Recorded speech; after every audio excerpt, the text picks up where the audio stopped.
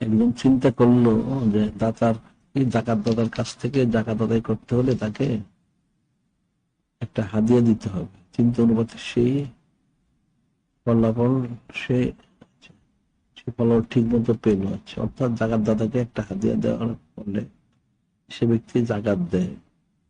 এখন জাকাত পাওয়ার অর্থ থেকে জাকাত সংগ্রহকারী ব্যক্তি কি তার হাদিয়ার টাকাটা কেটে রাখতে পারবে? না, এটা জাকাতের টাকা থেকে কেটে রাখবে কেমনে? জাকাত তো তার জন্য জায়েজ হবে না। এটা হলো জাকাতের যে আমিল হয়, সে যে গরিব হয়, এই কাজে সে সময় ব্যয় করছে, তার পয়সা নাই, তখন আমিল হিসেবে সে জাকাতটাকে পুরোটাই জমা দিতে হবে। দিয়ে তারপরে যদি তার অভাব থাকে তাহলে জানাইতে হবে যেন তাকে সাহায্য করা হয়। কিন্তু সে সেখান থেকে কোনো টাকা পয়সা নিতে পারবে না।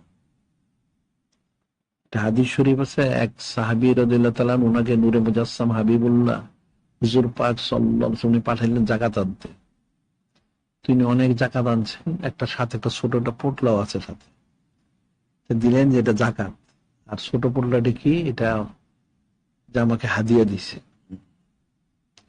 নূরে মুজাসসাম হাবিবুল্লাহ হুজুর পাক সাল্লাল্লাহু আলাইহি ওয়াসাল্লাম বললেন, তুমি জাকাত আনতে না যেতে তাহলে তোমাকে হাদিয়া দিত, এটা এটা জমা দাও কেন?